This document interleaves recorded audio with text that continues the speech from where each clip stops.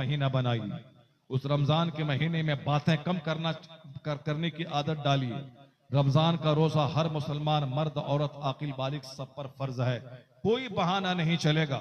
अल्लाह की खातिर कम से कम 30 दिन 29 दिन का जो महीना होता है, सारे दिन रोजों से इबादत कर दें। ये रोजा जन्नत भी ले जाएगा, ये रोजा सेहत और तंदुरुस्ती भी अता करेगा, ये रोजा आपके नफ्स को कंट्रोल में रखेगा, ये रोजा आपकी नफसानी ख्वाहिशात को तोड़ देगा, ये रोजा आपको अंदर से प्योरीफाई कर देगा, ये रोजा अंदर से तमाम गिलाजत और बीमारी को दूर कर देगा। जापान का गोल्ड मेडलिस्ट, उसने कहा दुनिया की सारी कौमों में पेट का कैंसर ज्यादा हो रहा है, क्योंकि पेट में आदमी सिर्फ खाना जानता है, भूखा नहीं रहना जानता है। सुबह उठा, चाय डाला, बिस्किट डाला, भुजिया डाला, बाहर गया, बाहर कुछ डाला, जबकि 3 वक्त का खाना, 1 वक्त का खाना काफी था, लेकिन बंदा एक दिन में 10 बार खाना खा रहा है। लीवर कमजोर हो रहा है, आंत कमजोर हो रही है, इंटेस्टाइन कमजोर हो रहा है, गुर्दा मसाना कमजोर हो रहा है। इस तरह से अंदर का सारा सिस्टम कमजोर होने की वजह से आदमी को गैस की बीमारी हो रही है। मर्द से ज्यादा औरतों को गैस की बीमारी होती है, क्योंकि वह वक्त पे खाना नहीं खाती हैं, वक्त पे जो खाना चाहिए वो नहीं खाती हैं, ज्यादा भूखी रहती हैं, रूठना ज्यादा उसको है, ज्यादा अपने शौहर से नाराज होना है, 2-3 दिन तक खाना नहीं खाना है, और फिर जब खाना खाना है तो खूब दबा के गर्दन तक खा लेना है। यानी कोई सिस्टम नहीं है। ज्यादा खाने से पेट खराब हो रहा है, ज्यादा खाने से गैस की बीमारी हो रही है। एक महीना रमजान का, जिसमें 12 से लेकर 16 घंटे तक मौसम के एतबार से बंदा भूखा रहता है, तो इस भूख की वजह से आपकी नजर नहीं गई, मगर जापान का एक गोल्ड मेडलिस्ट कहता है कि मैंने कैंसर की बीमारी पे तहकीक किया कि ज्यादा खाने की वजह से पेट का कैंसर होता है, लेकिन यह पेट का कैंसर दूसरी कौमों के मुकाबले में, यहूदी के मुकाबले में, सिख के मुकाबले में, क्रिश्चियन के मुकाबले में मुसलमानों को कम है। क्यों? मुसलमान 12 महीने में 1 महीना रमजान का 12 से लेकर 16 घंटे तक ये भूखा प्यासा रहते हैं, ना इसमें पानी की एक बूंद डालते हैं, ना दाना एक दाना पेट में डालते हैं। 16 घंटे तक पेट में भूख की वजह से अंदर में कैंसर का कीड़ा अगर हो गया हो, वह मर जाता है, और अगर कैंसर का कीड़ा नहीं हुआ है, उसको यह भूख होने नहीं देती है। इसलिए उन्होंने कहा कि दुनिया की सारी कौमों में पेट का कैंसर बढ़ रहा है, मुसलमानों में अगरचे है मगर थोड़ा % है, और ज्यादातर मुसलमान पेट के कैंसर से महफूज हैं, इसलिए कि यह रमजान का महीना पाबंदी से रखते हैं। यह रोजा इससे कैंसर से बचाता है, यह रोजा इससे लीवर की गड़बड़ी से बचाता है। तो आज वैज्ञानिक ने कहा कि रोजा से सेहत मिलती है, मगर ए मुसलमान, कुर्बान जाओ, जिस पैगंबर का कलमा तुम पढ़ते हो, उस पैगंबर आजम ने 1400 साल पहले कहा था, जिस जमाने में ना अमेरिका का वजूद था, जिस जमाने में ना चाइना जापान की कोई तरक्की की कहानी थी, जिस जमाने में एक कॉलेज और एक यूनिवर्सिटी तक नहीं थी, जिस जमाने में फिजिक्स, केमिस्ट्री, बायोलॉजी का नाम तक नहीं था, उस जमाने में पैगंबर आजम ने कहा था, सुमू तसहु, रोजा रखो तुम सेहतमंद हो जाओगे। लोग कहते हैं रोजा रखने से बीमार होगा, मेरे पैगंबर ने कहा रोजा रखो सेहतमंद हो जाओगे।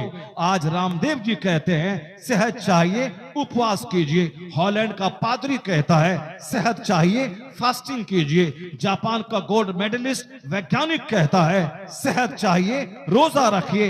ये सारे लोग आज कहते हैं, और हमारे पैगंबर ने 1500 साल पहले कहा सुमू तसहु, observe fast, you will be healthy, रोजा रखो तुम सेहतमंद हो जाओगे।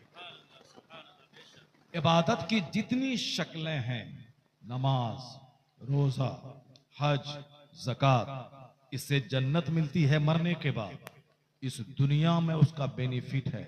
ज़कात का बेनिफिट है कि माल बढ़ता है, ज़कात का बेनिफिट है कि आपस में मोहब्बतें बढ़ती हैं। जब मेरे पास 1 करोड़ रुपए होते हैं, मैं 2.5 लाख ज़कात निकालता हूँ। ये 2.5 लाख ज़कात मैं किसको देता हूँ? अपने समाज के गरीबों को देता हूँ, अपने समाज के मिस्किनों को देता हूँ, अपने समाज के लाचारों को देता हूँ। तो इससे गरीबों के दिल में मालदार की मोहब्बत पैदा होती है, मालदार की मोहब्बत गरीबों के दिल में पैदा होती है। तो जो गरीब मालदारों की तबाही की तमन्ना करते थे, वो गरीब जब देखा कि अपने माल का हिसाब लगाकर मुझ पर खर्च कर रहा है, तो गरीबों के हाथ दुआ के लिए उठ जाते हैं, इलाही ये मालदार सलामत रहे ताकि मेरे चूल्हे में आग सुलगती रहे, ये मालदार सलामत रहे, खेती हो तब ना वो खेती का उश्र निकाल के मुझको देगा। तो ज़कात का कानून आपसी हारमोनी, आपसी हम आहंगी, आपसी मोहब्बत को पैदा करने के लिए कि मालदारों के से माल लिया जाए, गरीबों में इसको दिया जाए, ताकि अमीर और गरीब का बैलेंस बना रहे। और जहां बैलेंस नहीं रहता है, वहीं जब गरीबों को मौका मिलता है, अमीरों के घर में आग लगा देता है। जैसे बाजू में बांग्लादेश है, बादशाह के हाथ में आर्मी थी, बादशाह के हाथ में फौज थी, बादशाह के हाथ में सारे खजाने थे, बादशाह के हाथ में सारा पावर था, मगर जब गरीबों के दिल में बादशाह की नफरत फैली तो वह बादशाह के महल की ईंट से ईंट बजा दिया। बादशाह को महल छोड़ के, अपना वतन छोड़ के भागना पड़ा। तो क्या मतलब, यानी गरीब और अमीर में जब इख्तलाफ पैदा होता है तो समाज में आग लगती है, अमन खत्म होता है। कानून ज़कात ये कानून मोहब्बत है, ये कानून ज़कात अमीर और गरीब के दरमियान की नफरत की दीवारों को तोड़ देता है। यह रोजा नफसानी ख्वाहिशात को मारता है, जिना की ख्वाहिश, शराब की ख्वाहिश, इसको तोड़ता है रोजा। आदमी को अंदर से सॉफ्ट और नर्म बना देता है रोजा। गुस्सा कम करता है, घमंड कम करता है, गुरूर को तोड़ता है, एक दूसरे की गमगुसारी सिखाता है, दूसरे की भूख की हालत की हमदर्दी रोजा सिखाता है। ये 5 वक्त की नमाजें 24 घंटे की नेमतों का शुक्राना है। अगर जुम्मा कोई नमाज पढ़ाता हो तो उसको चाहिए कि जुम्मा ही वो खाना खाया करे, खाना हफ्ते में 1 दिन खाए, 1 दिन नमाज पढ़े। अगर कोई ईद बकरीद पढ़ाता हो तो साल में 2 दिन खाना खाए और 2 दिन खाना देने वाले खुदा को सजदा करे। लेकिन अगर रोजाना खाना चाहिए तो रोजाना सजदा करना होगा, रोजाना रब्बे करीम की नेमत का शुक्र अदा करना पड़ेगा। ये 24 घंटे में जितनी नेमतें हैं, सांस लेने की, ऑक्सीजन लेने की, खाने पीने की, नींद की, काम करने की, इन सारी नेमतों का शुक्राना है नमाज। इसलिए नमाज हर गरीब, अमीर, फकीर, मुसलमान, मर्द, औरत, देहाती, शहरी सब पर फर्ज है। नमाज पढ़ने से रोजी में इजाफा होता है। हुजूर ने कहा, मुर या अबा हुरैरा अहलका बिस्सलात, ए अबू हुरैरा अपने घर के बाल बच्चों को नमाज का हुक्म दे, इसलिए कि अल्लाह वहां से रोजी देगा जहां से तुम सोच नहीं सकते हो। आमिलों के पास जाने से 1 करोड़ तावीज आम के पेड़ में डाल दें, वहां से सेब नहीं फलेगा। गेहूं के पेड़ में 1 करोड़ तावीज डाल दें गेहूं के खेत में, वहां से चना नहीं उपजेगा। चना का पौधा चना देगा, आम का पेड़ आम देगा। ये दिल बहलाने की बातें हैं कि साहब मैंने ताबीज पहन लिया, असल में शिफा देने वाला अल्लाह है, बीमारी देने वाला अल्लाह है। जब आम के पेड़ में 1 लाख ताबीज डाल दें, वो आम वहां से सेब नहीं निकल सकता है। अगर माँ बाप बुरे रहें, औलाद बुरी रही, 1 करोड़ ताबीज उसको पहना दें, कभी उसका कैरेक्टर और किरदार नहीं संभलेगा, कभी वो बच्चा नेक कुतुब अब्दाल नहीं बनेगा।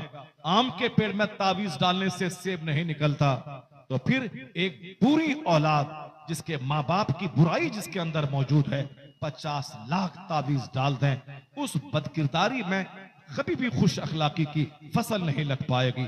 दुनिया का सारा काम सिस्टम से होता है, उसी सिस्टम का हिस्सा है नमाज, उसी सिस्टम का हिस्सा है रोजा, उसी सिस्टम का हिस्सा है ज़कात, उसी सिस्टम का हिस्सा है जिंदगी में 1 बार हज करना, ताकि अपनी आंखों से बंदा खाने काबा को देख ले, अपनी आंखों से रसूल पाक के रोजे को देख ले, अपनी आंखों से जहां से इस्लाम का सूरज निकला उस जमीन के खजूर के पेड़ को देख ले, मिना, मुज़दलिफा, अरफात को देख ले, ताकि उसके सीने में यकीन की कैफियत पैदा हो जाए। आज बहुत सारे लोग अल्लाह के वजूद का इनकार कर रहे हैं, बैठकर डिबेट कर रहे हैं, अल्लाह है कि नहीं है। करोड़ों मुसलमान जो जाहिल हैं वो उस डिबेट को देखने के बाद यकीन कमजोर हो जाता है। पहले अल्लाह का डर था, पर अब उस डिबेट के सुनने के बाद इसके दिल से अल्लाह पर विश्वास कमजोर हो रहा है।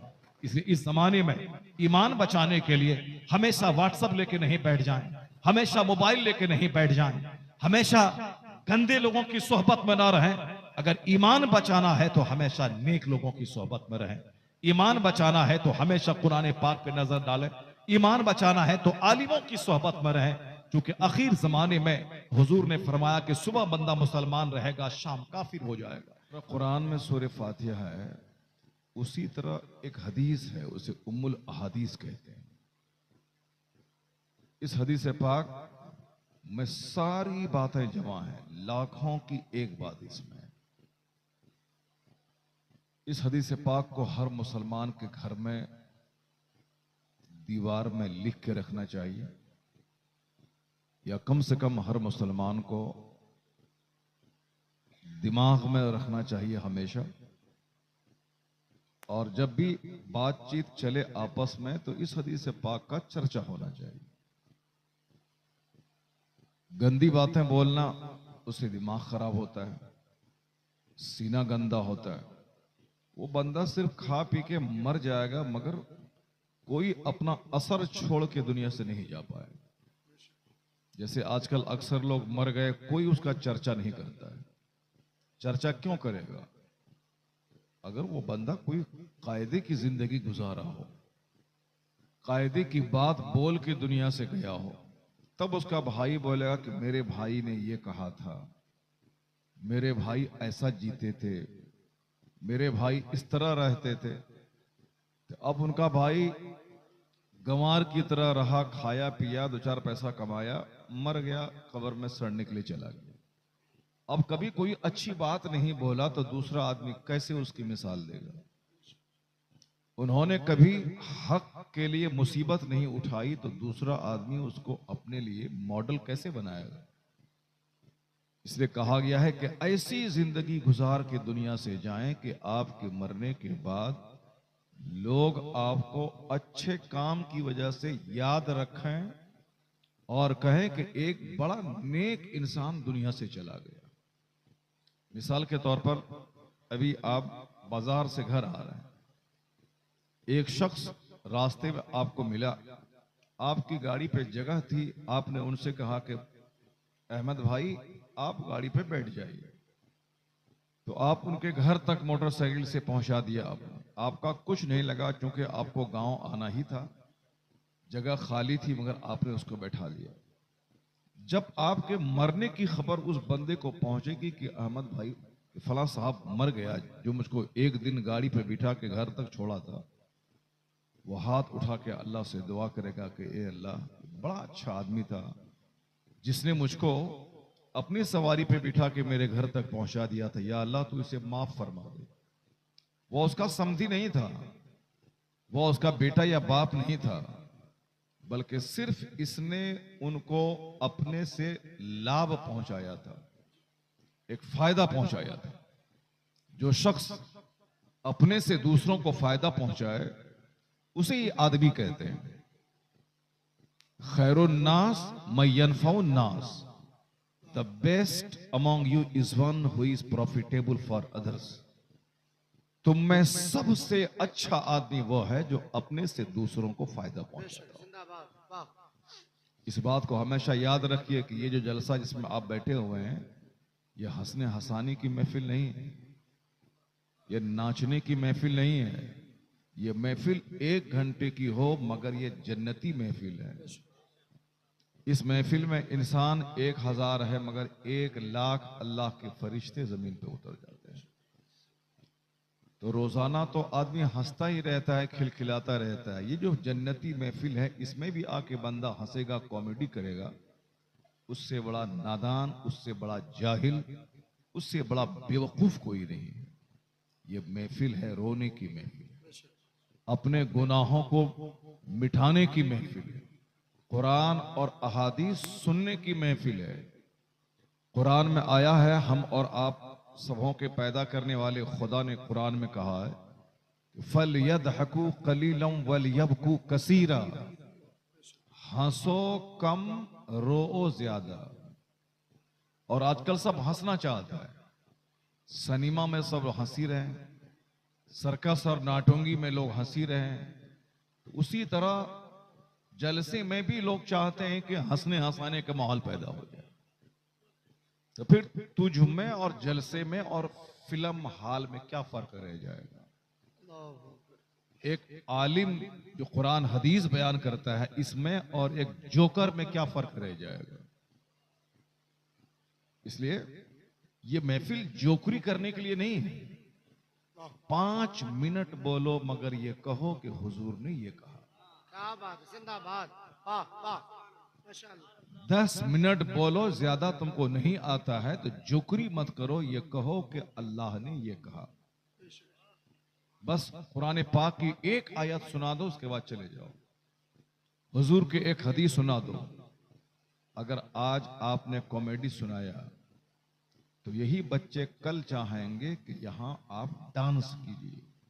तो अगर हम इन बच्चों की तबीयत का ख्याल रखें तो यहां से रूहानियत खत्म हो जाएगी, डांस शुरू हो जाएगा। जैसे फिल्म में पहले लोग बताते हैं कि बड़ी अच्छी अच्छी बातें उसमें बताई जाती थी, लेकिन धीरे धीरे लोगों की पसंद के हिसाब से औरतों का लिबास छोटा होता गया और गंदी गंदी बातें, गंदे गंदे गाने गाए जाने लगे। और अब लोगों की तबीयत इतनी नापाक हो गई है कि अब जिस्म पे कपड़ा नहीं देखना चाहता है। आने वाला वो वक्त आएगा कि कपड़ा आदमी को बुरा लगेगा। धीरे धीरे आदमी की तबीयत बुराई की तरफ माइल होती है। अल हया शुअबतु मिनल ईमान, हया ईमान का हिस्सा है। हया शर्म, अपने बड़े से शर्माना, अपने छोटों से शर्माना, बात करने में शर्माना, अपना जिस्म खोलने में शर्माना, ये शर्मो हया ईमान का हिस्सा है। जहां शर्म खत्म हुई ईमान खत्म हो जाएगा। आया है ना कि वह इल्लम तस्तही फसना माशिर, बेहया हो जाओ फिर जो करना है करो। बेहया बाश वो हर चे ख्वाही कुन, बेहया हो जाओ, चाहे नंगे नाचो कि बीवी को लेके नाचो कि अपने दरवाजे पे पाखाना करो, कोई कुछ नहीं बोलेगा। अगर कोई बोलेगा तो बोलोगे हम अपने दरवाजे पर नाचेंगे, तुम बोलने वाला कौन है? हम अपने दरवाजे पे पाखाना करेंगे, तुम बोलने वाला कौन है? जैसे आजकल, पहले जमाने में उस्ताद को बच्चा ले जा के बाप कहते थे कि बस ये आपके हवाले है, जान बची रहे, बाकी आप जैसे चाहें इसको एक अच्छा इंसान बना दें। अब उस्ताद प्यार करके, मार करके उस बच्चे को इंसान बनाता था, ताकि ये किसान, काश्तकार, मजदूर, बादशाह, बिजनेसमैन जो भी रहे एक अच्छा इंसान बन के रहे। बोले अच्छा ढंग से बोले, अच्छा ढंग से पहने, अच्छा ढंग से खाए, अच्छा ढंग से दूसरे सलूक करे। वैसे तो कुत्ता भी पैदा होता है, वो भी खाता पीता है, 2-4 बच्चा पैदा करके कुत्ता भी मर जाता है। अगर इंसान भी पैदा हो, खाए पिए, 2-4 बच्चा पैदा करके मर जाए तो इसमें और जानवर में क्या फर्क रह जाएगा? इंसान और जानवर में यही फर्क है कि जानवर के पास अक्ल नहीं है। यही वजह है कि कुत्ता कुतिया से सड़क पे मिल जाता है, कोई कुछ नहीं बोलता, क्योंकि जानवर है वो। एक गाय पे एक बैल चढ़ जाता है, लोग बुरा नहीं समझते, क्यों? वह जानवर है, उसके पास अक्ल नहीं। लेकिन यही काम अगर एक आदमी करे तो समाज के सारे लोग उसको जानवर से बदतर समझते हैं, क्योंकि जानवर के पास अक्ल नहीं है। तुम्हारे पास तो अक्ल है, अल्लाह ने अक्ल दिया है, तो अक्ल की रोशनी में समझो कि कौन काम तन्हाई में करना चाहिए और कौन काम मजमे में करना चाहिए। इसलिए गौर से मेरी बात सुनिए, वो एक हदीस पाक सुन के जाइएगा। रोजाना तो हमारे बच्चे इधर उधर की बातें करते ही रहते, कभी जलसे में जब आओ तो खामोश रहो, है रे वे रे, ये कौन सा तमाशा है? ये हिंदू 1 लाख का मजमा उसका होता है, उसका गुरुजी आहिस्ते आहिस्ते 2-4 बातें करता है, सारे लोग गौर से सुनते हैं जी। मगर हमारे यहाँ पता नहीं लुच्चा लफंगा हमारे बच्चे पैदा होने लगे, जलसे में उसको अच्छी बातें सुनना ही नहीं चाहता है। वो अखलाक संवारने वाली बातें, जिंदगी संवारने वाली बातें, दुनिया में मरने के बाद आखिरत में काम आने वाली बातें सुनना ही नहीं चाहते लोग। जबकि तुमको मालूम होना चाहिए कि तुम्हारे इलाके में आज से 50 साल पहले 4-4 दिन का जलसा होता था। 3-3 दिन का जलसा होता था और हिंदुस्तान के जितने बड़े बड़े खतीब होते थे वो सब आते थे। 2-2, 3-3 घंटे की तकरीरें होती थी और साल भर तक उस तकरीर का चर्चा होता था। जैसे मुश्ताक अहमद नज़ामी साहब रहमतुल्लाह अलैह, उनका चर्चा होता था। अल्लामा अरशदुल क़ादरी साहब रहमतुल्लाह अलैह, उनका चर्चा होता था। उस जमाने के जो टॉप के खतीब लोग थे, शेखुल इस्लाम मदनी मियाँ, वो लोग आते थे। उनकी गुफ्तगू एक एक साल तक चर्चा का विषय रहता था। लोग जाड़े में बैठे रहते थे और बातें करते थे कि मौलाना साहब ने यह तकरीर की थी, मौलाना साहब ने यह कहा था। जो जलसे में नहीं गया वो भी जो जलसे में आने वाली की गुफ्तगू सुनकर वो बातें सीख लेते थे। यहां जलसे में आने के बाद सुबह सवेरे कोई चर्चा करने वाला नहीं, अल्लाह कोई बात नहीं करता है कि मौलाना साहब ने एक हदीस सुनाई थी, मौलाना साहब ने कुछ कहा था। इसका मतलब है कि आज हमारे, कल तक तो हमारे बाप दादा कुछ अच्छे थे, तो आज हमारे लोग कुछ अच्छे होकर बात सुन रहे हैं। लेकिन आज का जो बच्चा लुच्चा लफंगा जोकर पैदा हो रहा है, इनका बच्चा कैसा होगा 50 साल के बाद? इनका बच्चा कैसा होगा? आज तो बच्चों में थोड़ी सी हया है, माँ बाप का ख्याल लोग रखते हैं, लेकिन आने वाले वक्त में बच्चा जब बेहया हो जाएगा तो उनका बच्चा महा बेहया हो जाएगा। चूंकि ये कानून है, जैसी जमीन वैसी फसल, जैसा दरख्त वैसा फल, जैसी मां वैसा बच्चा, जैसा बाप वैसी औलाद। इसलिए खा पी के मर मत जाओ, अच्छी औलाद छोड़ के दुनिया से जाओ, ताकि मेरा बच्चा, चूंकि बच्चा बाप की यादगार होता है, बच्चे को देख के लोग पहचानते हैं कि इनके माँ बाप कैसे थे। जैसे दरख्त फलों से पहचाना जाता है, उसी तरह औलाद की वजह से माँ बाप पहचाने जाते हैं। माँ बाप की शनाख्त औलाद से होती है, औलाद को देख के पता लगाया जाता है कि माँ बाप कैसे होंगे। एक कहानी बहुत गौर से सुने। एक बुजुर्ग थे जो किसी समाज में रहते थे, मुसीबत उठाते थे, मगर बाल बच्चों को इस्लामी तकाजे के मुताबिक जिंदा रखते थे।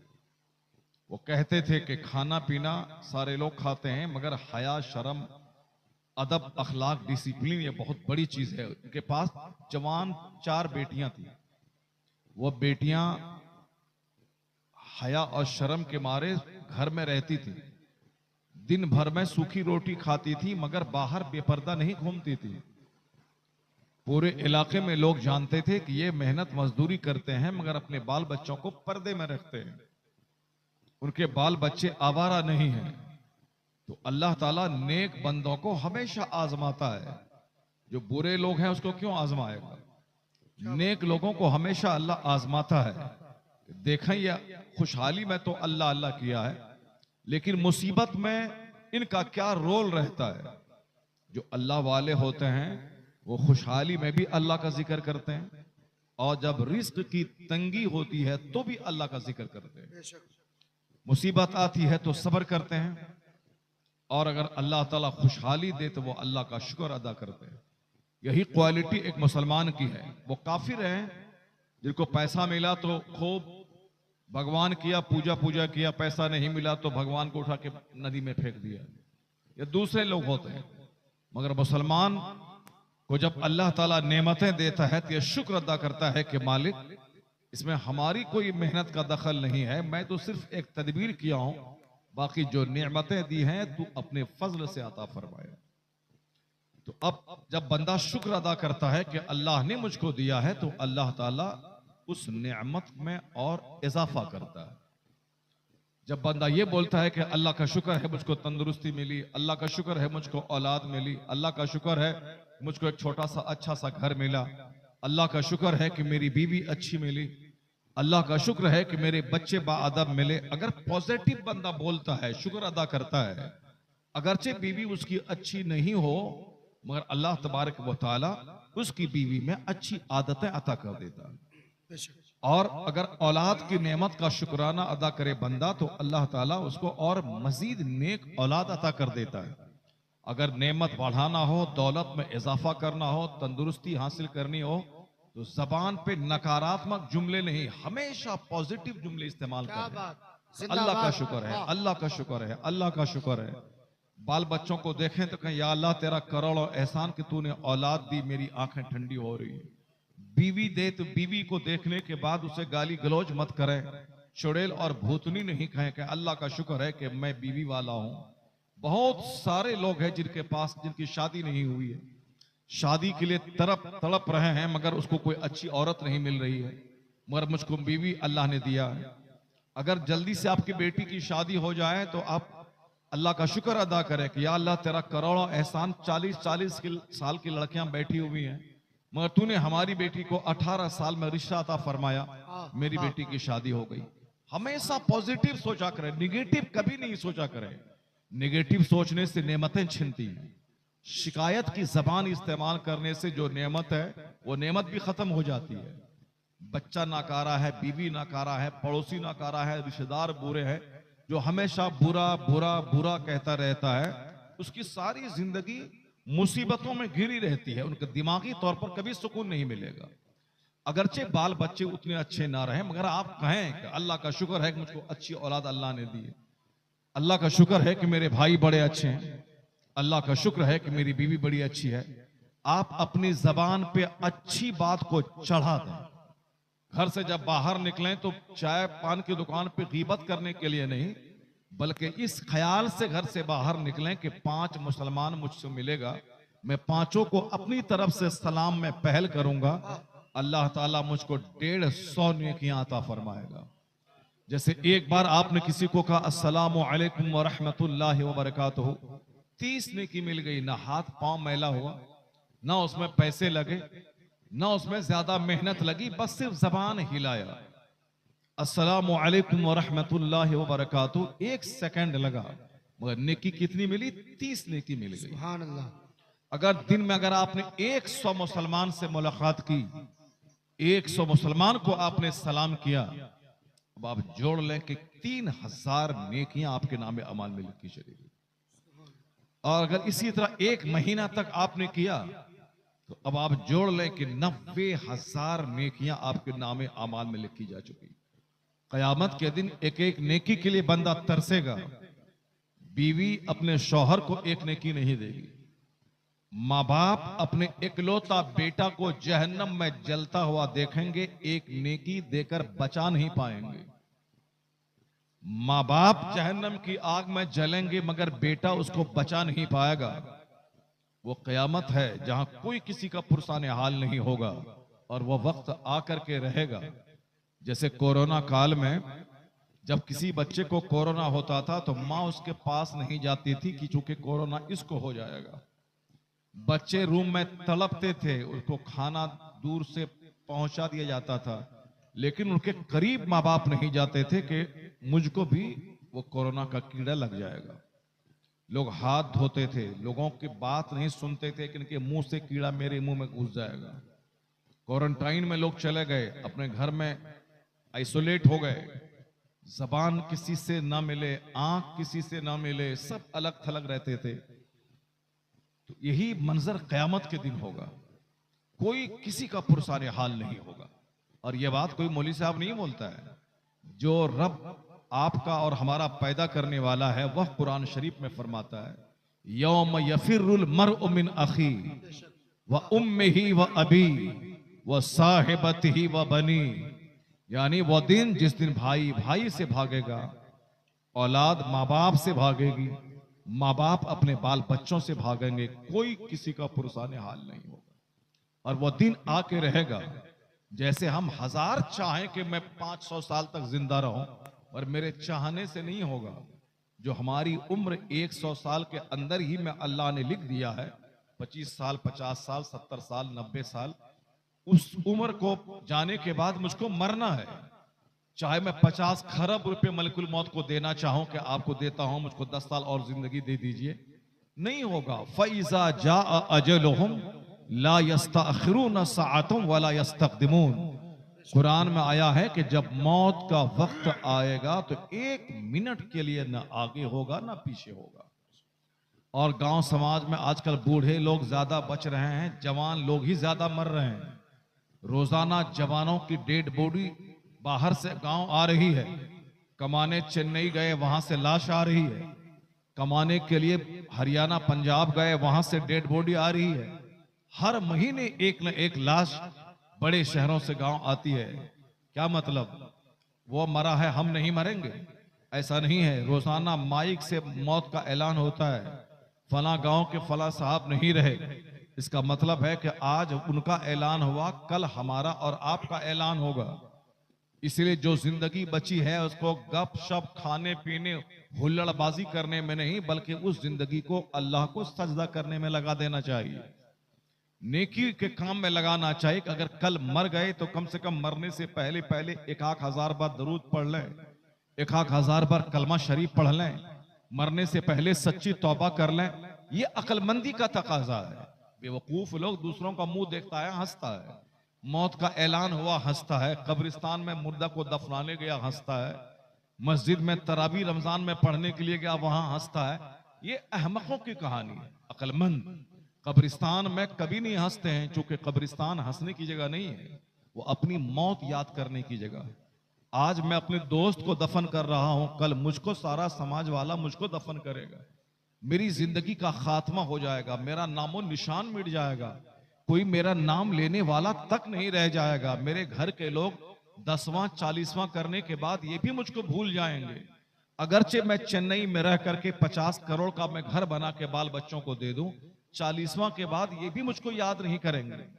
4 महीना 10 दिन के बाद अगर मेरी बीवी जवान है तो वह दूसरे से शादी कर लेगी, बीवी शादी कर लेगी, हमारे बच्चे मुझको भूल जाएंगे, माँ बाप भी 40 दिन तक रो धो करके चुप हो जाएंगे, सारे लोग भूल जाएंगे। कब्र में रहना पड़ेगा मुझको तन्हा। जिसके लिए मैं जीता रहा वो मेरे साथ नहीं रहेगा। जो काम मैं किया हूं अपनी जिंदगी में वही काम मेरे साथ रहेगा।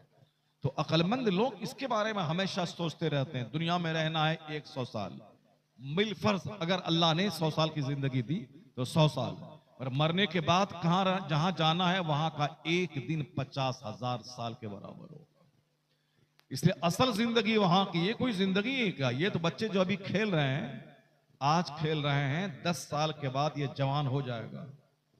आज से 10 साल के पहले मेरी दाढ़ी के बाल बिल्कुल ब्लैक थे और आज दाढ़ी के बाल बिल्कुल सफेद हो गए। हो सकता है कि 10 साल के बाद मेरा नामो निशान दुनिया से मिट जाए। कोई इस नाम का कोई आदमी दुनिया में था, जैसे बड़े बड़े खतीब आए चले गए, आज कोई उनका नाम लेने वाला नहीं है।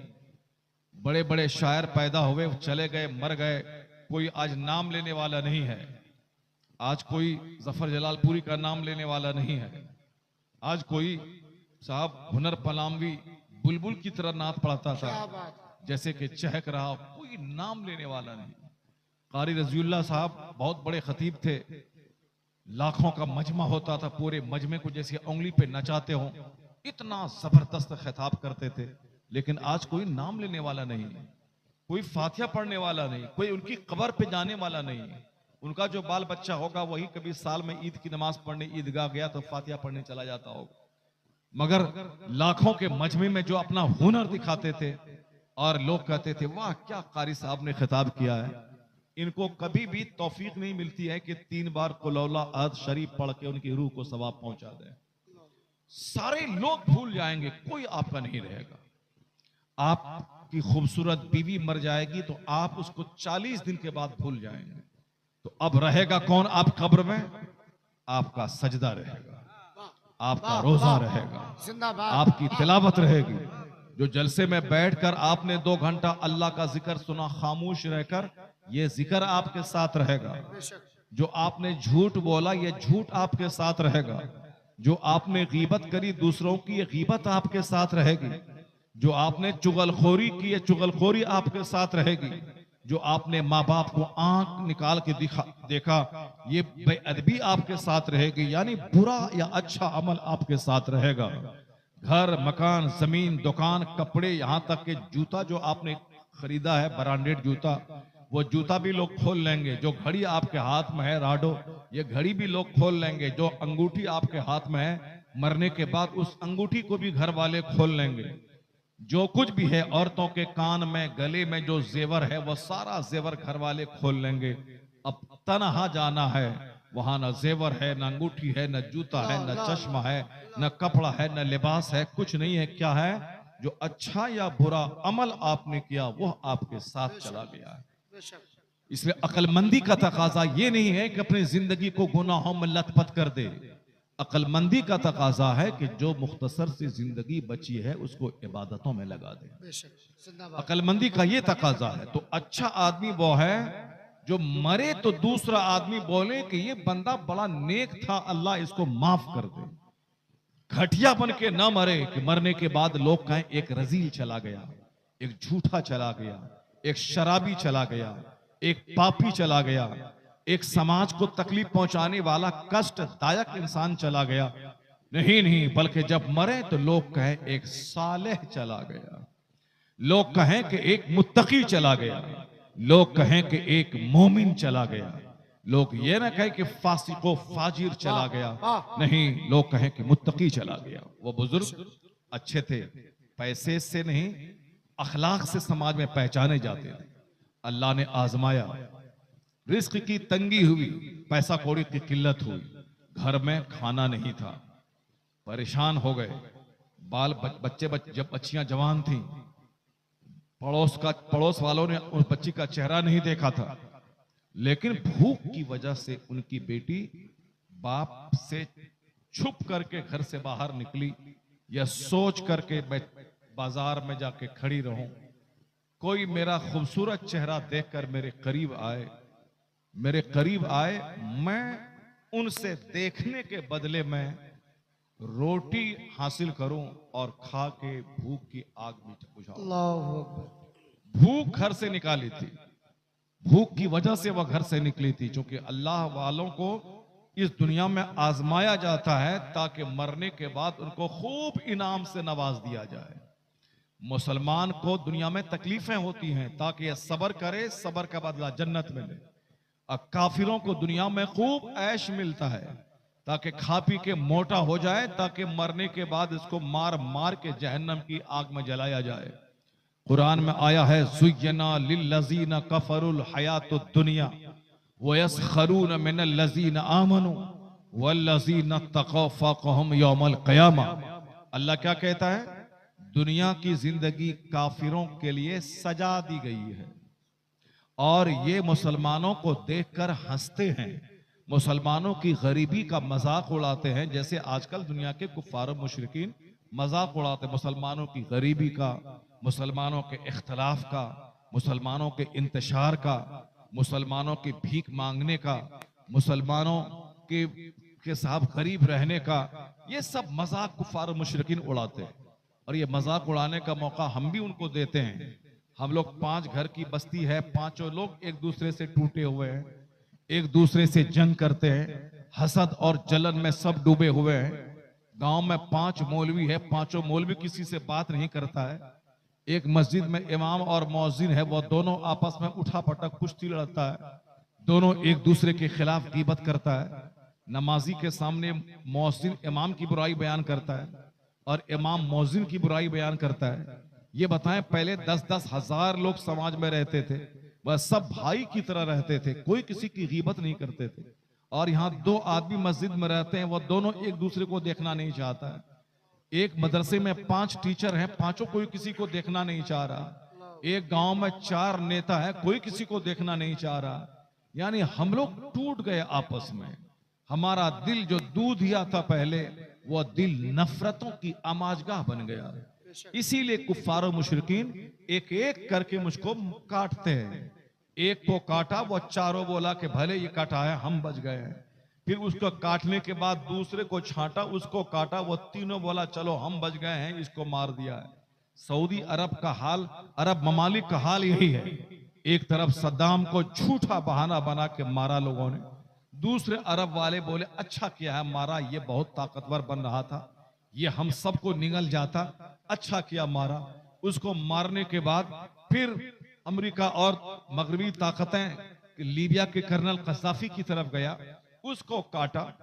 फिर उसके बाद दूसरे लोगों को काटा। ईरान का साथ लेके सद्दाम को मरवाया था। अब उस ईरान पे जंग के बादल मंडला रहे हैं। अब उस पर उसकी गर्दन पे तलवार रख के अमेरिका अब चलाना चाह रहा है। तो मगरिबी ताकत है हमारे इख्तलाफ से फायदा उठाकर दूसरों को अलग तोड़ तोड़ के सबको मारना चाहती है। और एक हम हैं कि वो मरा है, हम नहीं मरेंगे, और कल इनके पास जब फरिश्ता आएगा ये घिघ आएगा कि हमको छोड़ दीजिए, हमको छोड़ दीजिए, हमको थोड़ी सी मोहलत दीजिए। नहीं, आपस में शीशा पिलाई हुई दीवार बन जाओ, इत्तेहाद का नमूना बन जाओ कि दुश्मन हमें छेद नहीं कर सके, और हमारी ताकतों की वजह से वो हैबत में पड़ जाए, वो हमारी इत्तेहाद को पारा पारा नहीं कर पाए। हमारी ताकत का राज है यूनिटी, हमारी ताकत का राज है ऑर्गेनाइजेशन, हमारी ताकत का राज है मोहब्बत। तो मैं आपसे कहना चाहता हूं, वो बुजुर्ग अपने बाल बच्चों की तरबियत करते थे, उनकी बेटी घर से बाहर निकली ताकि मैं दूसरे लोग मेरा चेहरा देखें और मैं 2 पैसे मुझको दें, मैं रोटी खरीद के पेट की आग बुझाऊं। मगर दिन भर वह चौराहे पे खड़ी रही, कोई मर्द उस पर बुरी निगाह नहीं डाला। शाम के वक्त में मायूस होकर जब वह घर वापस आई, उनके वालिद ने डांट के पूछा, ये बता दे कि तू कहां गई थी, क्योंकि ये तो शर्म की बात है एक गैरतमंद के लिए कि मेरी बेटी घर से बाहर निकले। ये डांट के पूछते हैं कि बता दे कि तू कहां गई थी। वो बोली, अब्बा हुजूर मुझे माफ करें, मैं नहीं गई थी, मुझको भूख ने निकाला था, मैं भूख के हाथों निढाल होकर बाहर गई थी ताकि लोग मेरा चेहरा देखें, मेरे करीब आएं और 2 रोटी दें, मैं खा के अपनी भूख मिटा सकूं। कहा फिर क्या हुआ? वो बोली, अब्बा हुजूर शाम हो गई, मैं चौराहे पे खड़ी थी किनारे ताकि कोई नौजवान तो करीब आए, मगर शाम हो गई, कोई मेरे करीब नहीं आया, किसी ने मुझ पर बुरी निगाह नहीं डाली। बाप क्या कहता है, ऐ मेरी बेटी, कैसे कोई तुझ पर बुरी निगाह डालेगा जबकि मैं तेरा बाप आज तक किसी की बेटी पे बुरी निगाह नहीं डाला हूं। मैं तेरा बाप आज तक किसी की बेटी पे बुरी निगाह नहीं डाला हूं। जो अल्लाह से डरता है, अपनी इज्जत की हिफाजत करता है, तो अल्लाह ताला उनके बाल बच्चों की हिफाजत करता है, अल्लाह ताला उनके बाल बच्चों को गुनाहों से बचाता है। ये बता दें, जो अपनी निगाहों को आवारा छोड़ दिया हो, इधर उधर बहकने के लिए छोड़ा हो, अपनी जबान को आवारा छोड़ दिया हो, अपनी शर्मगाह को आवारा छोड़ दिया हो, दिल्ली पंजाब बंबई कमाने के लिए गया, वहां रंग रैलियां मना रहा हो, उनकी घर की बच्चियों की इज्जत का क्या हाल होगा, उनकी बीवी की इज्जत का क्या हाल होगा। जो शख्स चाहता है कि मेरी बेटियां महफूज रहें, मेरी बीवी महफूज रहे, उस पर लाजिम है कि वो अपनी शर्मगाह की हिफाजत करे, उस पर लाजिम है कि वो अपनी जबान की हिफाजत करे, उस पर लाजिम है कि वो अपनी आंख की हिफाजत करे। अगरचे कोई आपके घर में ना हो, जिस अल्लाह से आप डरते हैं, उस अल्लाह का फरिश्ता आपके बाल बच्चों की हिफाजत करता है। आप इस हाथ से बंद कमरे में कोई गलत काम करें, आप अपनी निगाहों के सामने वो मंजर देखेंगे कि मैंने जो गलत किया था उसका बदला मेरी निगाहों के सामने आया है। नेकी की में बड़ी ताकत है, आने वाली नस्लों की हिफाजत करती है नेकियां, आने वाली नस्लों को आपकी नेकी से फायदा मिलता है, आपके बाल बच्चों को आपके तकवा से फायदा पहुंचता है, आपके बाल बच्चों को आपकी नेकी का फायदा मिलता है। उसके बारे में कुरान शरीफ में आप पढ़ते होंगे, कुरान शरीफ में सूरह कहफ में एक जगह आया है कि जनाब मूसा अलैहिस्सलाम और जनाब खिज़र अलैहिस्सलाम ये दोनों जब साथ चलने लगे, एक गांव में गए, गांव के लोगों ने आपकी जियाफत नहीं की, मगर जनाब खिज़र अलैहिस्सलाम ने एक दीवार थी, जो दीवार गिर रही थी, आपने उस दीवार को सीधी कर दिया। जनाब मूसा अलैहिस्सलाम ने कहा कि इस गांव वालों ने हमारी मेहमान नवाजी नहीं की, हमें खिलाया पिलाया नहीं, और आप इन पर एहसान करते हुए उनकी टूटी हुई दीवार, जो टूटने वाली गिरने वाली है, उसको आपने सीधी कर दी। ऐसे लोग जो बदअखलाक लोग हैं, जो आपका ख्याल नहीं रखा, आप उनकी दीवार सीधी कर रहे हैं। जनाब खिज़र अलैहिस्सलाम ने उस काम की जो हिकमत आपने बताई थी, वो हिकमत यही थी, बज़ाहिर आपको देखने में लगा ये काम अटपटा सा, लेकिन इसके दामन में जो हिकमत पोशीदा है, वो हिकमत यही है, ये दीवार खजाना इसके नीचे है, मालो दौलत, सोने चांदी, हीरे जवाहरात। उसके ऊपर में यह दीवार बनी हुई है, और यह दीवार गिर जाती तो वो खजाना जाहिर हो जाता, और दूसरे लोग इस खजाने को लूट के लेके चले जाते। मैंने अल्लाह के हुक्म से इस गिरती हुई दीवार को सीधी कर दी ताकि खजाना महफूज रहे, और इस खजाने का वारिस यतीम बच्चा है। वह यतीम जब जवान हो जाए तो ये खजाना अपना हासिल कर ले। वह काना अबू होमा सालिहा, ये दोनों यतीम बच्चे जो इस माल के वारिस हैं, उनके वालिद नेक थे। वह काना अबू होमा सालिहा, उनके वालिद नेक थे, इसलिए अल्लाह ने उस नेक बंदे की छोड़ी हुई दौलत की हिफाजत का इंतजाम अपने नेक बंदों के जरिए कर दिया। वह काना अबू होमा सालिहा, ये जो जनाब खिज़र अलैहिस्सलाम के जरिए जो इस दीवार को सीधी करवा दी अल्लाह ने, क्यों? इसलिए कि वह दो यतीम बच्चे के बाप नेक थे, उस नेकी का फायदा उसकी औलाद को मिला। कहा जाता है कि ये इनका अपना बाप नहीं, उनकी नस्ल का कई नस्ल पहले एक इनका दादा परदादा नेक था, उसकी नेकी का फायदा उनकी कई नस्लों के बाद आने वाले पोते को मिला। और इसी को उलट दें, अगर किसी ने बुराई की, अपनी जिंदगी को गुनाहों में लथपथ कर दिया, शराब, ज़िना, सूद, झूठ, दगा, फरेब में लथपथ कर दिया, इसकी तो सेहत जाएगी, इसका तो समझ लें कि इसकी बुनियाद हिलेगी, बुराई की सजा इसको मिलेगी। लेकिन जैसे कई पुश्त पहले के नेक आदमी का इनाम उसकी नस्ल को मिला, उसी तरह मुमकिन है कि आपकी बुराई, आपके गुनाह की नहुसत आपकी आने वाली नस्लों को भी चपेट में ले ले।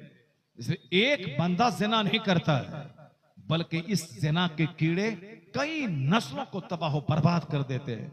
एक बंदा शराब नहीं पीता, शराब का यह मनहूस कीड़ा समाज के कई पुश्तों को तबाह बर्बाद कर देता है। इसलिए अपना भला करने के लिए, अपनी औलाद का भला करने के लिए, अपनी आने वाली नस्लों का भला करने के लिए आदमी को बुराई छोड़कर नेकी का रास्ता इख्तियार करना चाहिए।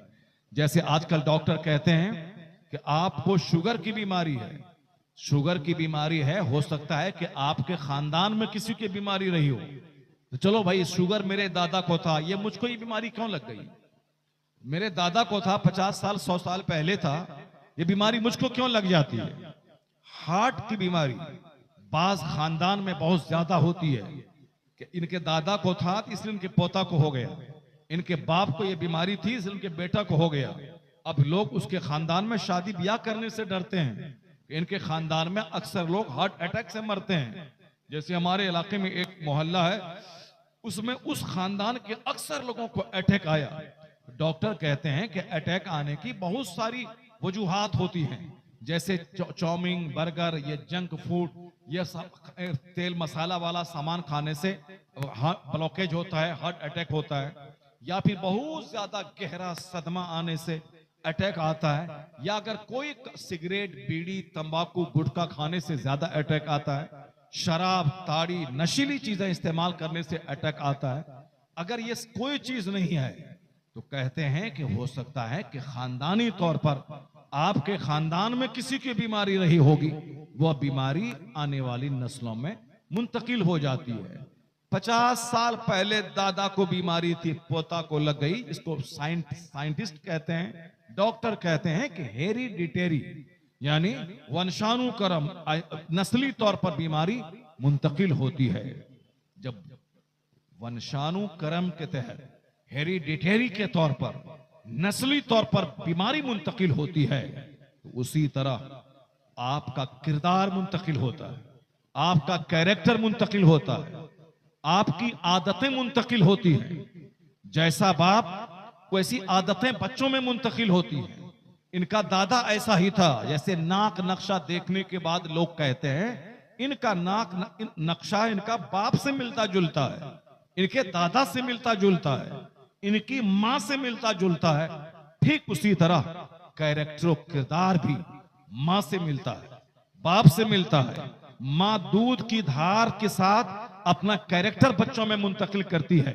अगर मां खुदा तरस हो, अगर मां तहज्जुद गुजार हो, अगर मां नेक हो, अगर मां परहेजगार हो, पर्दे में रहने वाली बाहया हो, तो दूध की धार के साथ बच्चों में भी हया मुंतकिल होती है। जैसे आपने सुना होगा गरीब नवाज ने 90 लाख काफिरों को मुसलमान बनाया, तो उनकी मां के बारे में आया है कि उनकी मां रात इशा की नमाज पढ़ने के बाद 2-3 घंटे सो जाती थी और फिर रात के 12 बजे के बाद वह उठती थी, तहज्जुद की नमाज पढ़ती थी और तहज्जुद की नमाज पढ़ के फजर तक मुसल्ले पे रह करके अल्लाह अल्लाह करती थी। जब उनकी वालदा हामिला हुई, जनाब ख्वाजा गरीब नवाज अपनी मां के शिकम में जलवागर हुए, तो उनकी मां का बयान है कि मैं तहज्जुद की नमाज के लिए जब उठती थी तो मैं अपने पेट से कलमा पढ़ने की आवाज सुनती थी। मैं अपने पेट से कलमा पढ़ने की आवाज सुनती थी। जब मां रात के 6-6 घंटे कलमा शरीफ पढ़े, नमाज पढ़े, तिलावत करे, तो उसके बेटे उसके शिकम में कलमा पढ़े और वही बच्चा जब तवल्लुद होके बड़ा हो जाए और हिंदुस्तान में आए तो 90 लाख काफिरों को कलमा पढ़ा के साहिब ईमान बना दे। जैसी मां वैसा बच्चा, जैसा बाप वैसी औलाद। तो आप कोशिश करें कि हमारी बीमारी बच्चों में मुंतकिल ना हो, आप कोशिश करें कि मेरी बदअमली बच्चों में मुंतकिल ना हो। अगर गलती से आपके गुनाह हो गए, फौरी तौबा करके नेक बने और अल्लाह से भीख मांगे कि या अल्लाह तू मुझे माफ कर दे, मेरे बाल बच्चों को मेरे गुनाहों की नहुसत ना मिले। ए अल्लाह मैं तौबा करता हूं, मैं रोता हूं, तू मुझे माफ कर दे, मेरे बाल बच्चों को मेरे गुनाह की सजा ना मिले। आप जब रोएंगे धोएंगे अल्लाह के सामने तो अल्लाह तबारक व तआला आपकी हालत पे रहम फरमाएगा और आपकी यह बुराई आपके बच्चों तक नहीं पहुंचेगी, क्योंकि सब कुछ अल्लाह ही करने वाला है। वही पैदा करने वाला, वही जिंदगी देने वाला, वही मौत देने वाला, वही रोजी देने वाला, वही इज्जत देने वाला, वही जिल्लत देने वाला, सब कुछ अल्लाह करता है। कुलिल्लाहुम्मा मालिकल मुल्क तूतिल मुल्क मन तशा व तनज़िउल मुल्क मिम्मन तशा व तुइज़्ज़ु मन तशा व तुज़िल्लु मन तशा बियदिकल खैर इन्नका अला कुल्लि शैइन कदीर। आया है सारे बादशाहों का बादशाह वो खुदा है, जिसे चाहता है हुकूमत देता है, जिससे चाहता है छीन लेता है, जिसे चाहता है इज्जत देता है, जिसे चाहता है जलील करता है। सारा इख्तियार उसी अल्लाह के पास है। वह बंदों की सब कुछ चलने नहीं देता है। मैं चाहता हूं कि मेरे बच्चे 4 लड़के 4 लड़कियां हो जाएं, चारों बेटे आईएएस ऑफिसर हो जाएं, मगर मेरे चारों बेटे नाकारा हो जाते हैं। मैं चाहता हूं कि हमारे सारे बच्चे खूबसूरत हों, मगर हमारे सारे बच्चे माजूर और अपाहिज हो जाते हैं। मैं चाहता हूं कि मैं गांव का सबसे बड़ा मालदार बन जाऊं, मगर मैं गांव का सबसे बड़ा निकम्मा और गरीब बन जाता हूं। मैं चाहने से सब कुछ नहीं होता। बस सपना देखने से हांडी सोने की जमीन से नहीं निकलती है। सपना देखूं घर में बैठ करके मैं सबर कर रहा हूं, आसमान से हीरे जवाहरात की बारिश मेरे घर में हो जाएगी, मैं सबसे बड़ा मालदार हो जाऊंगा। ये मर जाएगा मगर ये हीरे की बारिश नहीं होगी। अगर कोई घर में बैठ कर सोचे कि हांडी सोने की निकल जाएगी, फिर मैं अपने गांव का सबसे बड़ा मालदार बन जाऊंगा। हांडी नहीं निकलेगी सोने की। सोच के ये मर जाएगा, बुढ़ा हो जाएगा, कब्र में सड़ जाएगा, मगर सोने की हांडी नहीं निकलने वाली है। क्योंकि सोचने से आम के पेड़ से आम नहीं फलता, सोचने से साफ नदी नाले से हीरे जवाहरात निकल कर घर नहीं आते। अगर हीरा जवाहरात निकालना हो मेहनत करनी पड़ती है, समंदर में गोता लगाना पड़ता है, लगातार जुस्तजू करनी पड़ती है, तब बरस के बाद वह समंदर से मोती निकालने में कामयाब हो जाता है। आम का पेड़ बंदा लगाता है, उसको जानवर और बकरी से बचाता है, उसकी हिफाजत करता है, उसको वक्त पे पानी और खाद डालता है, तब जाके 5 से लेके 10-15 साल के बाद तब वह दरख्त फल लाता है। तब अपने हाथ के लगाए हुए दरख्त का फल जब खाता है बंदा, एक अजीब सी लज्जत उसको महसूस होती है। वो अगर वह फल नहीं लगाता, अगर दरख्त नहीं लगाएगा, सोचेगा नहीं अल्लाह चाहेगा तो एक दरख्त खुद से लग जाएगा, खुद से आम फल करके मेरे घर में आ जाएगा, मर जाएगा। मगर ऐसा नहीं होगा।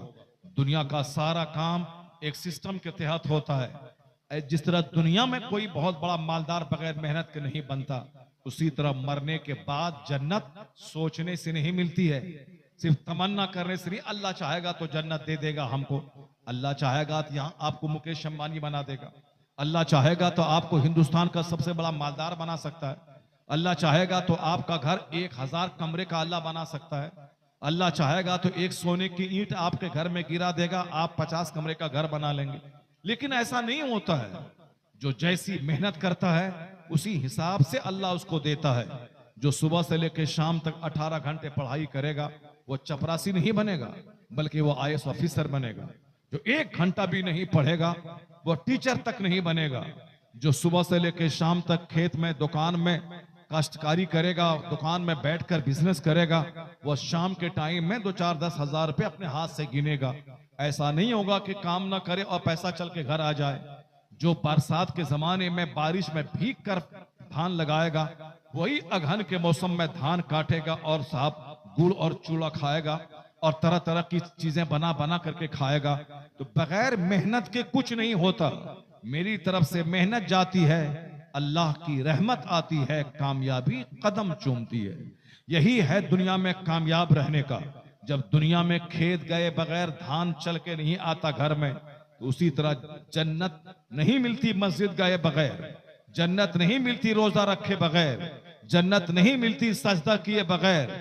अगर माल चाहिए तो दुकान जाना होगा, माल चाहिए तो खेत जाना होगा, माल चाहिए, नौकरी चाहिए तो 15 से लेके 18 घंटे, 16 घंटे, 14 घंटे, 12 घंटे मेहनत करनी पड़ेगी तब नौकरी मिलेगी। बगैर मेहनत के नौकरी नहीं मिलती, बगैर मेहनत के धान नहीं उपजता, बगैर मेहनत के दुकान गए पैसा नहीं मिलता। उसी तरह गिरा बांध के रख लें कि सोचने से जन्नत नहीं मिलती।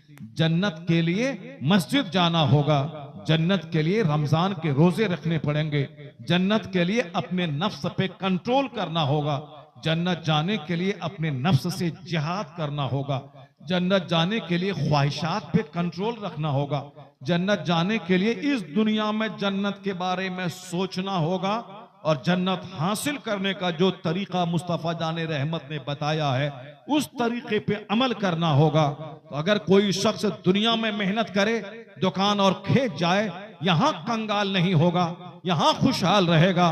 और जो शख्स रात भर सोने के बाद फजर की नमाज पढ़ने के लिए 10 मिनट मस्जिद चला जाए, फिर फजर से जोहर तक 10 घंटे खेत में काम करने चला जाए, फिर 15 मिनट जोहर पढ़ने आ जाए, फिर जोहर से असर तक 3 घंटे काम करने चला जाए, फिर 15 मिनट का टाइम निकाल के असर पढ़ने आ जाए, फिर 2 घंटा टाइम निकाल के सौदा खरीदने बाजार चला जाए, फिर 10 मिनट के लिए मगरिब में आ जाए, फिर 2 घंटा अपने बाल बच्चों के बीच में बातचीत करने के लिए निकाल ले, उसके बाद फिर इशा के लिए 15 मिनट का टाइम निकाल ले, 8 घंटे सोने के लिए, 10 मिनट सजदा के लिए, 10 घंटे काम करने के लिए फजर से जोहर तक, 15 मिनट सजदा के लिए, 3 घंटा काम के लिए, 15 मिनट नमाज के लिए, 2 घंटा बाजार में सौदा खरीदने के लिए, 10 मिनट नमाज के लिए। जो 10 मिनट नमाज के लिए निकालेगा और 10 घंटे काम के लिए निकालेगा, वो इस दुनिया में भी खुशहाल हो जाएगा और सजदा करेगा तो मरने के बाद अल्लाह उसे जन्नतुल फिरदौस अता कर देगा। तो मुसलमानों को डबल मेहनत करनी पड़ेगी काफिरों के मुकाबले में। काफिरों को सिर्फ दुनिया चाहिए, इसीलिए वह दुनिया की मेहनतें करता है। मुसलमानों को दुनिया से ज्यादा आखिरत की जन्नत चाहिए। तो मुसलमानों को काफिरों के मुकाबले में डबल मेहनत करनी पड़ेगी। वो अगर 10 घंटे दुनिया कमाने के लिए मेहनत करता है तो हमको 20 घंटे दुनिया और जन्नत दोनों के लिए मेहनत करनी पड़ेगी। लेकिन 20 घंटे मस्जिद में रहना जरूरी नहीं है, 10 घंटे मस्जिद में नहीं रहना। अल्लाह की रहमत है कि 10 घंटे सो, 10 मिनट फजर के लिए निकालो। तुम 24 घंटे में सिर्फ 1 घंटा मेरे सजदे के लिए तुम निकाल लो। अल्लाह कहता है कि 1 घंटा टाइम निकालो, मुझको सजदा करो, मैं तुम्हारे लिए 24 घंटे में बरकतें अता कर दूंगा। चूंकि रात में इशा के बाद फजर तक कोई नमाज फर्ज नहीं है, वो वक्त है सोने का। फजर से लेके जोहर तक कोई नमाज फर्ज नहीं है, वो वक्त है काम काज करने का। तो 8 घंटे सोएं, 15 मिनट सजदा। 8 घंटे खेत में काम करें, 15 मिनट सजदा। तो सिर्फ 15 मिनट निकालो, मैं तुम्हारे 15 घंटों में बरकतें और रहमतें उतार दूंगा। मगर बंदा 15 मिनट नहीं निकाल पाता है, वो 8 घंटे सोता है, मगर 10 मिनट मस्जिद जाने की उसको तौफीक नहीं मिलती है। वो 10 मिनट भी नहीं टाइम निकाल पाता है। 10 घंटे दुकान में काम करता, अगर अल्लाह चाहे हाथ में पोलियो मार दे, अल्लाह चाहे आंख की बीनाई छीन ले, अल्लाह चाहे उनके पांव को अपाहिज बना दे, तो कैसे वो घर से चल के दुकान जाएगा? कैसे ग्राहक को हाथ से सामान दिखाएगा? कैसे वो जबान से ग्राहक से बातें करेगा? कैसे वो आंख से ग्राहक को देखेगा? तो जो अल्लाह ने जबान दी, अल्लाह ने आंख दी, अल्लाह ने हाथ में ताकत दी, अल्लाह ने पांव में चलने की ताकत दी, उस नेमत का तो शुक्राना अदा करना चाहिए। शुक्राना यही है कि 10 घंटे दुकान में रहने के बाद अब वह 10 मिनट के लिए मस्जिद चला जाए, अपने रब्बे करीम को सजदा करे, मालिक तेरा एहसान कि तूने मुझे सेहत दी, तूने सूरज की रोशनी दी, तूने मुझे जिंदगी दी, मैं तेरी दी हुई जिंदगी से मैं अपने लिए रोजी तलाश कर रहा हूं। मैं दुकान में 10 घंटे से बैठा हूं, वह 10 मिनट सजदा करेगा, अल्लाह उसकी नेमत में और इजाफा फरमा देगा, अल्लाह उसकी नेमतों में और बरकतें अता फरमा देगा। सिर्फ हुल्लड़बाजी करने से कामयाबी नहीं मिलती, सिर्फ सपना देखने से कामयाबी नहीं मिलती, सिर्फ गली कूचे में घूमने से कामयाबी नहीं मिलती, सिर्फ चौक चौराहे पे बैठकर गीबत की महफिल सजाने से कामयाबी नहीं मिलती। अल्लाह ताला मुझे चाहता है कि तू दुनिया में भी खुशहाल रह, मरने के बाद भी खुशहाल रह, मरने के बाद तू जन्नत जा। ये तरीका अल्लाह ने सिखाया है।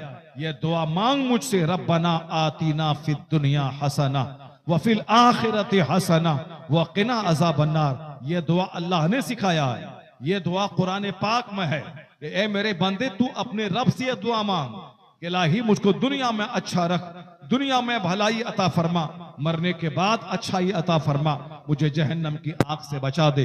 तो आदमी को अकल और शऊर से काम लेना होगा कि दुनिया की कामयाबी बगैर मेहनत की नहीं मिलती, बैठे बैठे नहीं मिलती, उसी तरह आखिरत की कामयाबी भी सिर्फ सोचने से नहीं मिलती और बगैर मेहनत की नहीं मिलती, बैठे बैठे नहीं मिलती। दुनिया में माल चाहिए, दुकान जाना होगा, मरने के बाद जन्नत चाहिए तो मस्जिद जाना होगा। यही राज है, यही पैगाम है, यही सब कुछ कुरान और अहादीस की तालीमात का निचोड़ है। जो मकसद हयात है उस पर बंदा गौर करना चाहिए। आप साहब कॉमेडी में, आप मनोरंजन में आप दिल बहलाना चाहते हैं, नहीं है सुकून। जो दुनिया का सबसे बड़ा ब्रिटिश फिल्म स्टार है चार्ली चैपलिन, जिनके पास खरबों की सब प्रॉपर्टी है, जिनके पास करोड़ों का घर है, जिनके पास करोड़ों की कार है, मगर वो भी तन्हाई में बैठ के रोता है और कहता है I like to walk in the rain, nobody can see my tears. मैं बारिश में टहलना चाहता हूं ताकि मैं जी भर के रोऊं, अपना गम हल्का करूं और मेरी आंख के आंसू को कोई देख नहीं पाए। ये कोई मामूली आदमी नहीं है, ब्रिटिश फिल्म स्टार जिसका करोड़ों फैन है दुनिया में, करोड़ों का घर, करोड़ों की कार, करोड़ों की अरबों की संपत्ति, मगर उसके बावजूद उसकी जिंदगी में सुकून नहीं है। वो कहता है कि मैं जी भर के रोना चाहता हूं, बारिश हो, मैं टहलूं, नहाऊं, रोऊं, लोग मेरा आंसू देख नहीं पाए। हिंदुस्तान में बड़े बड़े उद्योगपति हैं जो अंदर से रोते हैं, कभी ज्योतिषी के पास, कभी किसी आमिल के पास, कभी किसी जादू टोना करने वाले के पास जा करके कहते हैं कि मैं अंदर से बड़ा दुखी हूं, मुझको सुख कैसे मिलेगा।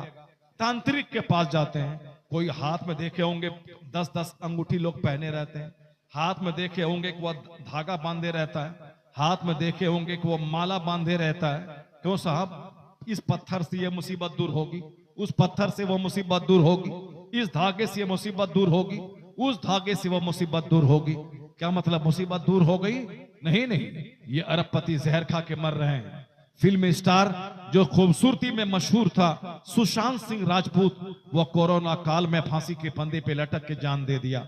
जो स्मार्ट था, जो खूबसूरत था, जो करोड़ों में खेलता था, उनको फांसी के फंदे पे लटकने की क्या जरूरत थी? जिनके पास पैसों की कमी नहीं थी, मगर वो फांसी के फंदे पे लटका चुके, जिंदगी में सुकून नहीं था। लता मंगेशकर जी तो हिंदुस्तान की बुलबुल कहलाने वाली, करोड़ों का घर, करोड़ों की कार, करोड़ों की ज्वेलरी उनके पास, मगर वो आखिर जमाने में कहती थी, I like to leave this world, मैं मरना चाहती हूँ, इस दुनिया को छोड़ना चाहती हूँ। क्यों? इसलिए कि वो कहती थी कि मुझको अंदर से उजला उजला सा लग रहा है। जिस दिन मेरे घर में पार्टी फंक्शन होता है बड़ा अच्छा लगता है, लेकिन जब मेरे रिश्तेदार घर चले जाते हैं तो मुझको बड़ा अजनबी सा लगता है। वो दीवारें काटने दौड़ती हैं। कितनी फिल्में देखूं, कितने गाने सुनूं, कितने गाने गाऊं, यानी जिंदगी में सुकून नहीं है। अमेरिका, यूरोप न जाने कहां कहां घूमने के लिए गई, दुनिया भर का भ्रमण किया, करोड़ों की जेवरात उसके पास हैं, मगर उसके बाद अंदर से सुकून नहीं मिला। मैं कहता हूं, आपको नाच के क्या सुकून मिलेगा? अरबों में खेलने के बाद सुकून नहीं है। आपको दो कमरे का घर बनाने में क्या सुकून मिलेगा? जहां के साथ 50 शहर में 50 बड़े बड़े मकान मौजूद हैं। आपको एक आल्टो खरीदने में क्या सुकून मिलेगा? जो 50 करोड़ की जागवार कंपनी की कार खरीदने के बाद भी सुकून नहीं है, वो जहर खा के मर रहा है। पता ये चला कि सुकून है कहां, आदमी इंजॉय कहां मिलेगा? तो अल्लाह तबारक व तआला सुकून न महल में रखा है, न सोफे में रखा है, न गद्दे में रखा है, न बाइक में रखा है, न शादी ब्याह में नाचने में रखा है, न घूमने में रखा है, न साहब बंबई और राजस्थान देखने में रखा है। तो सुकून है कहां? कुरान कहता है, अला बिज़िक्रिल्लाहि तत्मइन्नुल कुलूब, जान ले के मेरे बंदे सुकून अल्लाह ने जिक्र में रखा है, इबादत में रखा है, तिलावत में रखा है। दिलों को सुकून न बंगला से मिलता है, न दिलों को सुकून 1000 एकड़ जमीन से मिलता है। जहां तिलावत है, जहां जिक्र है, जहां दुरूद है, जहां सजदा है, वहां सुकून है। अगर यकीन नहीं आए, करोड़ों के घर में तो दिल उजड़ा है, 2 रकात नमाज पढ़े अल्लाह के घर में जाके, करोड़ों के घर में जो करार नहीं मिला था, वो सुकून अल्लाह के घर में 2 रकात नमाज में मिल जाए। अला बिज़िक्रिल्लाहि तत्मइन्नुल कुलूब, जान लें कि दिलों को आराम अल्लाह के जिक्र में मिलता है। आने वाला कहती है कि तुम्हारी शादी कैसे होगी? तुमने दाढ़ी रख लिया, तुमको कोई लड़की नहीं देगा। माँ की वजह से बेटा दाढ़ी मूंड रहा है, बाप की वजह से औलाद नमाज छोड़ रही है। हुजूर ने कहा था 1500 साल पहले, आखिर जमाने में औलाद बर्बाद होगी माँ बाप के हाथों, माँ बाप बर्बाद होंगे औलाद के हाथों, यानी औलाद की वजह से माँ बाप तबाह होंगे। औलाद की ख्वाहिश पूरी करने के लिए माँ बाप सूद खाएंगे, झूठ बोलेंगे, हराम काम करेंगे, और माँ बाप की वजह से औलाद तबाह होगी। ऐसे वक्त में जो ईमान बचाने में कामयाब हो गया, ऐसे वक्त में जो सजदा बचाने में कामयाब हो गया, वही असल में कामयाब है। हुजूर फरमाते हैं, कद अफलहा मन असलमा, ही बिकेम सक्सेसफुल, वो कामयाब हो गया जो ईमान लाया, जो इस्लाम लाया, जो इस्लाम को बचाने में कामयाब हो गया और ईमान बचा के दुनिया से चला गया। जब तक बंदा जिंदा है, चारों तरफ ईमान के लुटेरे मौजूद है। एक छोटा सा जलसा यही तो बच गया है, जहां घंटा 2 घंटा मैं दीन सीखता हूं या कुरान हदीस की बात सुनता हूं। कौन है जो मदरसे में जाके 2 घंटा टीचर से कहता हो कि मुझको इस्लाम सिखाइए? नहीं जाता है कोई। इसी जलसे में किसी न किसी बहाने से लोग आ गए। अभी मैं 1 घंटे से आपके सामने जो खिताब कर रहा हूं, मैंने एक कॉमेडी बोला, मैंने एक कोई किस्सा कहानी कहा, मैंने कोई एक साहब बगैर सर पैर की बात मैंने किया। मैंने सिर्फ एक बेसिक बुनियादी बातें मैंने आपके सामने की है, यानी एक बुनियादी बातें जो इस्लाम का बेसिक प्रिंसिपल है, जो इस्लाम का फाउंडेशन है, जो इस्लाम की बुनियाद है, मैंने आपके जमीर को झंझोड़ने की कोशिश की है। अगर 100 आदमी में अगर एक आदमी भी अगर नेक बन गया तो समझ लें कि जलसा कराने का मकसद पूरा हो गया। हुजूर ने कहा था, ए अली, जहां मैं तुझको भेज रहा हूं वहां तलवार मत चलाना, इस्लाम पेश करना। एक बंदा अगर हिदायत पा गया तो यह काम तेरे लिए अरब के सुर्ख ऊंट हासिल करने से बेहतर है। इस हदीस की रोशनी में ये मत बोलिएगा जलसा कराने से क्या होता है, जलसा कराने से क्या फायदा है। अगर 1000 आदमी में एक बंदा जो जहन्नम का रास्ता इख्तियार किए हुआ था, अगर अंदर से वो टूट गया, अपने गुनाहों पे नादिम और शर्मिंदा हो गया, और नेकी की राह पे आ गया, एक बंदा अगर आ गया तो 50 करोड़ का बंगला बनाने से बेहतर है कि एक बंदा को जन्नती बना दिया जाए।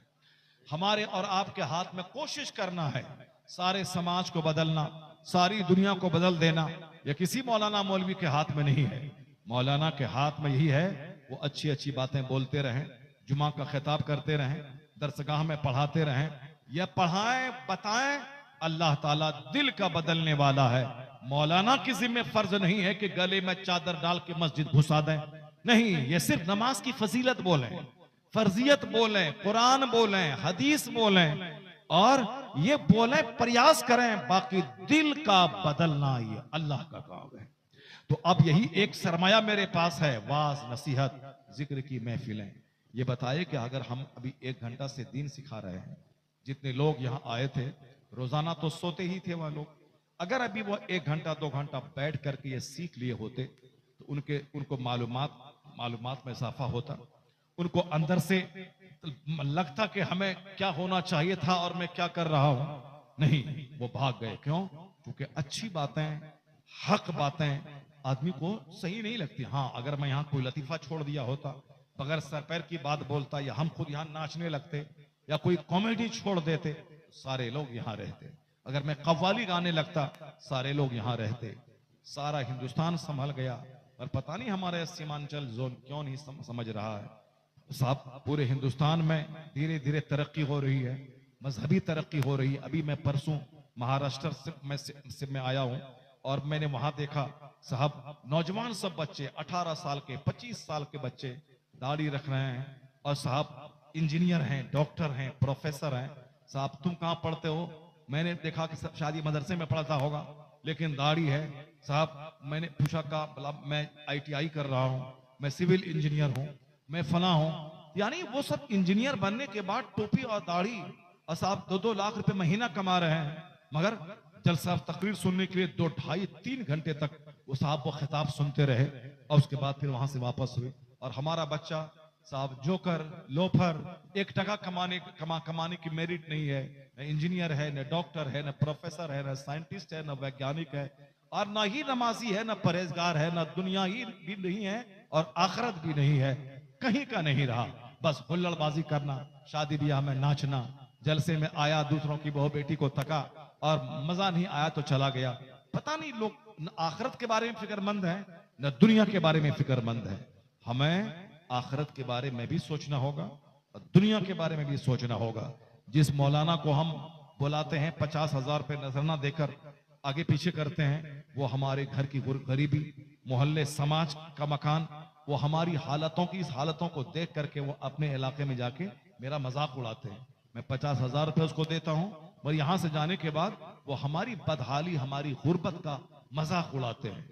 इसलिए आप अपनी आदतों को, जब तक हालतों को नहीं संभालेंगे, कोई दूसरा आदमी आपकी हालत संभालने नहीं आएगा। आपको स्कूल में भी रहना है, आपको जलसे में भी 2 घंटा बैठकर दीन सीखना है। मैं इसी पर फोकस दे रहा हूं कि आपको दुकान में बैठना है, खेत में जाना है, स्कूल जाना है, और उसी में से टाइम निकाल के 10 मिनट 20 मिनट मस्जिद में भी आना है, ताकि आपके हाथ में जन्नत भी सलामत रहे और आप भिखारी नहीं रहे कि दूसरों के सामने हाथ फैला के भीख मांगे। ज़कात दीजिए, खैरात दीजिए, फितरा दीजिए, कुर्बानी का चमड़ा दीजिए, उशरा दीजिए, नहीं, बल्कि आप खुद अल्लाह रब्बुल इज्जत से भीख मांगे, इलाही मैं मेहनत कर रहा हूं, तू मुझे बरकत दे दे, 1 करोड़ दे दे ताकि मैं 2.5 लाख ज़कात निकाल दूं, गरीबों का भला हो। 1 लाख मुझको दे दे ताकि मैं 2500 ज़कात निकाल के अपनी गरीब बहन को दे दूं। हाथ नहीं फैलाए, बल्कि अल्लाह से कहें कि इतनी दौलत दे दे, मैं ज़कात निकालूं, मैं गरीबों में बांटूं, मैं हाथ नहीं फैलाऊं, मेरा हाथ ऊपर रहे। देने वाला हाथ ऊपर रहता है, लेने वाला हाथ नीचे रहता है, और ऊपर वाला हाथ नीचे वाले हाथ से बेहतर रहता है। तो जो आदमी मेहनत करेगा, अल्लाह तबारक व तआला उसकी मेहनतों का बेहतरीन फल उसको अता फरमाएगा। अल्लाह ताला हमको और आपको सबों को नेक बनने की तौफीक अता फरमाए, अपने घर में नेकी का माहौल पैदा करने की तौफीक अता फरमाए। अल्लाह ताला मेरी माँ बहन बेटियों को अच्छी सोच समझ अता फरमाए, मरने से पहले पहले अच्छी औलाद का एक ग्रुप समाज में छोड़कर इनको मरने की तौफीक अता फरमाए। अल्लाह तबारक तआला हमारी बेटियों में हया अता फरमाए, हमारे नौजवानों में अच्छी समझ अता फरमाए, इनको गौर व फिक्र करने का आदी बना दे। अल्लाह ताला हमारे इस जलसों को मीनिंगफुल, माना खेज बनाने की हम सबों को तौफीक अता फरमाए। आमीन। व आखिर दावाना अनिल हम्दुलिल्लाहि रब्बिल